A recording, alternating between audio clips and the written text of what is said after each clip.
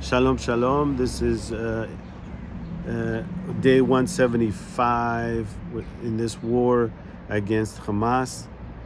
A lot of things have happened here in Jerusalem, here in Israel, in the border with Gaza, in the border with Israel against the terrorist group Hezbollah.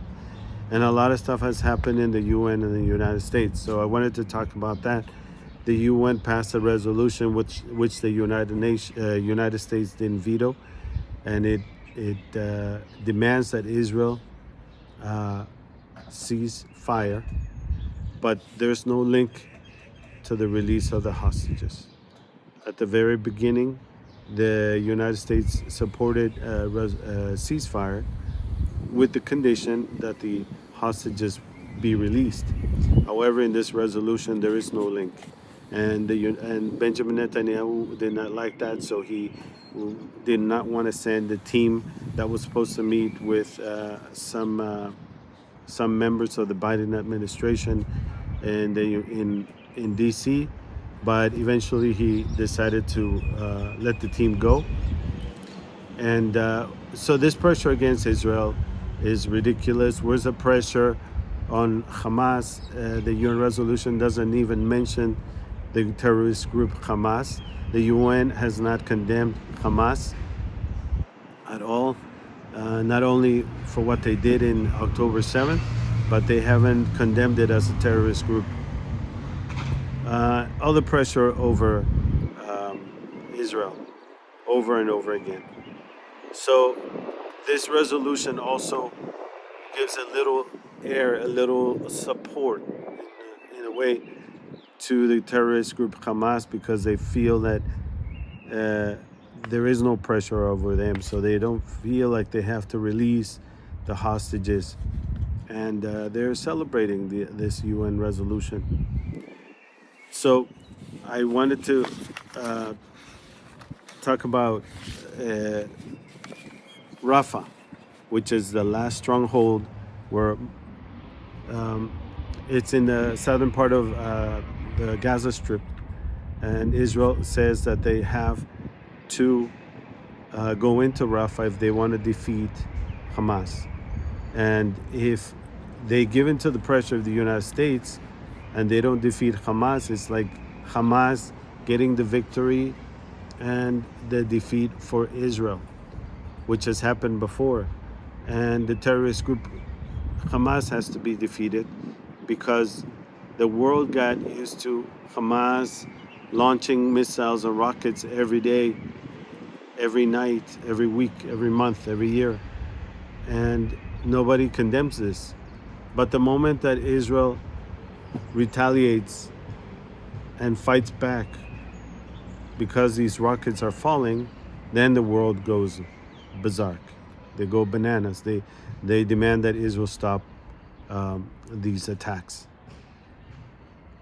So Netanyahu has said that they would love the support of the United States, but he also said they will go into Israel with or without the support of the United States into Rafah.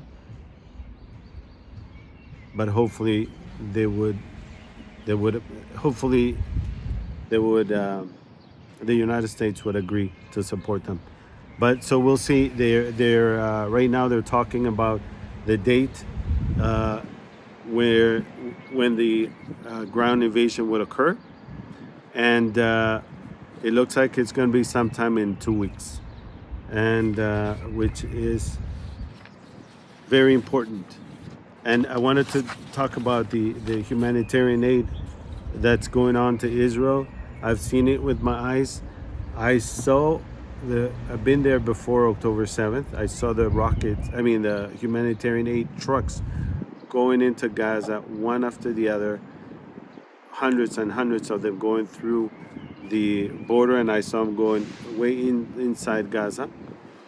And then I was there a week ago, and I saw them still going in, and they're saying that this generals there are saying that there's over 170 humanitarian aid trucks going in daily. The problem is, once they get to the other side, who takes these trucks? What happens to them? Hamas is taking over them. Hamas steals this aid. It doesn't go to a lot of the people that need it. It's feeding their own terrorist group, and so this is the problem. That's the problem. The problem lies with that, and so we'll see what's going to happen. And so that's it. That's what I wanted to talk about. There's a lot of demand and talk about humanitarian aids for the people in Gaza. Number one, they're not starving. No, they are in a fast. Maybe some people are starving, but many of them are fasting. We're in the month of Ramadan, and there's a lot of humanitarian aid going there. And the United States, it's interesting. They are saying that they're going to build a pier in order to help the people in Gaza that are dying and starving. But to build a pier is going to take 2 months. It's going to take 2 months to build a pier. So what happens to the people that are supposedly dying right now? I care about the innocent people in Gaza. It might not seem like it, but it's a tough situation because we don't know who the innocent people are in Gaza. I've seen videos of a lot of the people that came into these villages and towns around Gaza. There was a first group, Hamas, the terrorist armed group, and then after that more people came in, and there were civilians, and they did a lot of raping and killing and massacring the Israelis, innocent Israelis that were just sleeping or having breakfast, but they weren't doing anything. And so I do pray, and I ask you to pray for the leaders of this nation, that they will make the right decisions, and pray for the hostages in Gaza, that they will be released soon, that Israel will be able to find a way to rescue some like they've done already, and pray for the soldiers that are inside and the soldiers that will be going in there pretty soon. And also pray for the soldiers that will be going into Lebanon pretty soon. There is over 100,000 people that are living away from their houses in northern Israel with the border with Lebanon, and all along the Gaza border, all these little towns. Most of the people are not there, and they're all living around Israel in hotels, in kibbutzes, in places where they will take them in. So, speaking of humanitarian aid, these people need help. Nobody's talking about these people. They're refugees inside their own country. So these people have said they're not going back to their houses until this situation is solved in the border with Gaza and in the border with Lebanon, because the world got used to them receiving rockets daily, every night, every week, every month, every year. And when Israel retaliates, the world goes bananas and demand a ceasefire. But the people here don't want to live with these rockets anymore. They say, we got to solve this situation, and we're not going back to our homes until this situation is solved.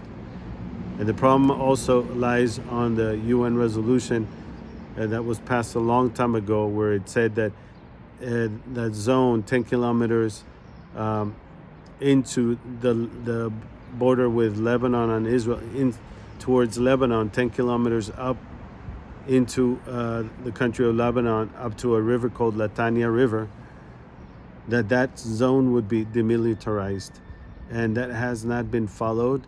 The terrorist group Hezbollah is all the way up to the border fence, and they have been terrorizing our people here in Israel.